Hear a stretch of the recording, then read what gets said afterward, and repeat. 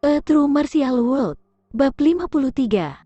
Judul, Hadiah Sebuah Buku Bela Diri. Yi Yun berjuang untuk berdiri. Dia membenahi pakaian robeknya dan tersenyum kusut. Kakak peri, tolong jangan mengejekku lebih jauh. Jelas aku yang kalah. Serangan yang aku gunakan adalah semua kekuatanku, namun kamu membalas pukulan pada saat terakhir, mengirim aku terbang. Jelas siapa yang kalah. Yi Yun yakin, tapi gadis itu menggelengkan kepalanya sambil berkata, levelku jauh lebih tinggi dari levelmu, jadi sangat tidak adil untuk bertarung melawanmu, bahkan jika aku menekannya. Aku awalnya setuju untuk menggunakan tinju tulang harimau Rib Naga untuk berdebat denganmu, tapi aku dipaksa olehmu untuk menggunakan sutra hati gadis peri di saat-saat terakhir. Lin Xingtong adalah orang yang jujur. Setelah setuju untuk menggunakan tinju tulang harimau Rib Naga, dia telah melanggar aturan dengan menggunakan serangan lain, jadi dia secara alami kalah. Dia juga tidak menjelaskan kepada Yi Yun mengapa dia kehilangan konsentrasinya selama pertempuran. Ketika dia telah menyilangkan tinju dengan Yi Yun untuk pertama kalinya, dia merasakan energi aneh tinggal di dalam tubuhnya dan energi itu bahkan merembes ke yin meridiannya yang rusak. Namun, dia tidak merasakannya saat mereka menyeberang lagi untuk kedua kalinya. Lin Xingtong juga tidak yakin apakah itu hanya ilusi. Jika bukan karena kehilangan konsentrasi setelah penyeberangan pertama, dia tidak akan dipaksa oleh Yi Yun untuk menggunakan sutra hati gadis peri. Setelah mendengar kata-kata Lin Xingtong, Yi Yun terkejut. Gadis ini sungguh istimewa. Pakar manapun seperti dia akan menjadi putri surgawi yang bangga, dan tidak akan pernah mengaku kalah dari seorang anak dari alam liar yang luas. Bagaimanapun, itu adalah sesuatu yang sulit diterima oleh orang-orang yang sombong. Tapi gadis ini mengaku telah kalah, meski di matanya dia belum kalah. Dia menoleh dan menatap tua gemuk itu. Namun dia melihat tetua gemuk itu menarik-narik janggutnya dengan ekspresi yang mengerikan. Apa yang kamu lihat? Tetua gemuk melihat Yi Yun melihat ke atas dan kesal. Dia terkejut bagaimana bisa seorang kampungan dari Cloud Wilderness menjadi begitu kuat. Untuk memiliki kekuatan seperti itu di ranah Meridian, dia bahkan tidak akan dianggap lemah di antara para elit klan keluarga besar. Dia jelas telah mempelajari tulang tinju naga Rib secara diam-diam, namun dia bisa menampilkan tendon seperti tali busur, tulang petir. Praktisnya sama dengan menguasai esensi tinju tulang rusuk naga, bukan satu atau dua hal. Apa-apaan ini? Tetua gemuk awalnya mengatakan bahwa Yi Yun akan dikalahkan dalam waktu yang dibutuhkan untuk mengambil 3 napas. Tetapi sampai akhir, tidak hanya waktu berlalu, bahkan Lin Xingtong telah mengakui kekalahan. Tidak mungkin kita kalah, kita jelas menang, oke.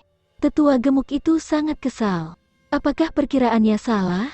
Anak ini hanya memiliki konstitusi tubuh rata-rata dan menggunakan beberapa harta untuk mencapai kondisi tubuh temperet. Bagaimana dia bisa mempraktikkan teknik kultivasi ke tingkat seperti itu? Mungkin dia memiliki persepsi yang sangat baik dalam mempraktekkan teknik-teknik kultivasi. Selain konstitusi seseorang, seseorang juga harus mempunyai persepsi. Pentingnya persepsi hanya sedetik setelah konstitusi. Seseorang dengan persepsi yang buruk akan mempelajari segalanya dengan lambat, jadi bahkan jika mereka memiliki konstitusi yang baik, mereka ditakdirkan untuk tidak pernah mencapai alam yang lebih tinggi karena ada banyak hal di dunia persilatan yang hanya dapat dipahami, tidak diajarkan, terutama untuk para batasan yang hanya bisa diatasi sendiri. Dari segi persepsi, Yi Yun memang lumayan. Di bumi, Yi Yun pandai belajar dan telah mengembangkan kecerdasan sejak usia dini. Oleh karena itu, anak-anak miskin di alam liar yang luas tidak bisa dibandingkan dengannya. Bersama-sama dengan terowongan ke dunia yang aneh ini dan Yi Yun telah menjalani 2 kehidupan membuat jiwanya semakin kuat. Dan dengan kristal ungu di dalam hatinya, kesejukan itu memberikan energi bagi jiwanya, dan memelihara jiwa Yi Yun secara terus-menerus. Ketika dia mengolah tulang tiger Rib Naga, dia telah menambahkan beberapa pemahamannya sendiri yang unik baginya, menciptakan situasi kesuksesan yang diperlukan dengan kondisi yang matang. Melihat wajah lelaki tua itu keriput seperti biji persik, Yi Yun tidak bisa menahan tawa, tetapi dia tidak berani mengungkapkannya di wajahnya atau lelaki tua itu bisa meledak. Ini untukmu. Lin Xingtong mengambil sesuatu dari gelang interspatialnya dan melemparkan cahaya hijau ke arah Yi Yun. Yi Yun menangkapnya dan menyadari itu adalah sebuah buku. Sampul buku hijau itu terbuat dari sutra emas. Kualitas kertasnya bagus dan dibuat dengan baik, sehingga bagus untuk disentuh. Di sampul buku tertulis 5 kata. Tulang rusuk naga tulang harimau. 5 kata itu ditulis dengan bakat, membuatnya terlihat mengesankan. Ini adalah manual untuk tinju tulang rusuk naga. Yi Yun senang. Dia diam-diam telah mempelajari tulang rib harimau tulang naga, tetapi seperti yang dikatakan tetua gemuk itu, pasti ada lubang dalam proses mempelajari teknik secara diam-diam. Selain itu, anggota kamp prajurit persiapan memiliki persepsi yang buruk, jadi Yao Yuan belum mengajarkan segalanya tentang tinju tulang rusuk naga dan hanya mengajarkan 9 gerakan pertama. Untuk gerakan yang tersisa, Yi Yun tidak tahu apa-apa. Jadi Lin Xingtong memberinya manual ini adalah bantuan yang tepat waktu. Yi Yun tidak bisa berhenti menyentuh buku tertutup hijau. Ia menemukan bahwa buku itu memiliki aroma yang samar, membuatnya sangat menggoda.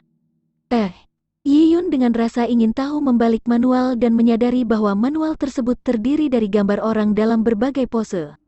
Di sampingnya adalah mantra dengan catatan di sampingnya.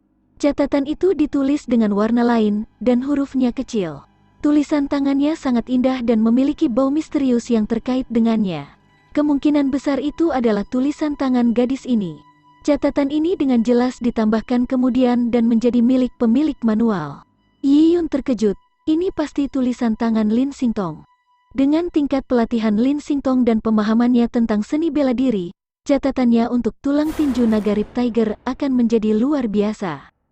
Jika dia bisa membacanya dari depan ke belakang, itu akan memberinya inspirasi besar. Ini adalah wawasan yang diperoleh Lin Xingtong. Dan menurutnya, dia telah membaca manual ini dengan serius selama sekitar setengah tahun. Dia harus membawa manual ini dekat dengannya sepanjang waktu. Yi Yun tiba-tiba menyadari nilai buku itu. Meskipun tinju tulang rib tulang naga telah dipublikasikan oleh Kerajaan Surgawi Taiyah, buku itu tidak berharga, tetapi dengan catatan Lin Xingtong, itu tidak lagi sama. Kakak peri, buku ini terlalu berharga.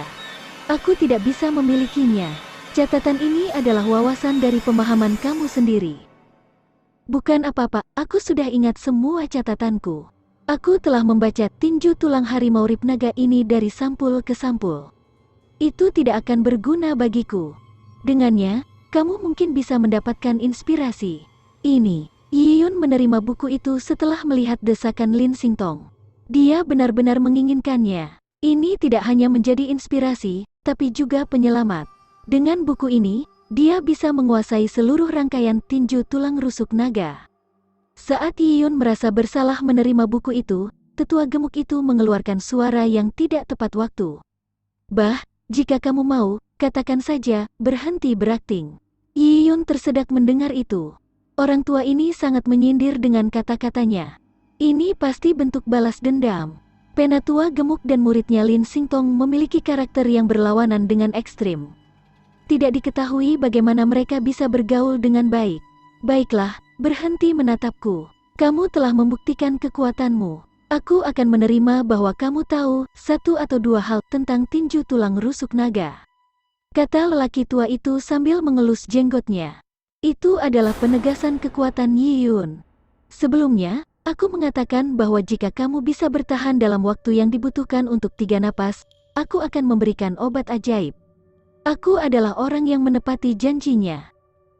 Mengatakan bahwa lelaki tua itu menyentuh cincinnya dan mengambil sesuatu. Itu bukanlah tulang kuno atau relik tulang kuno, tapi kepala hitam hangus.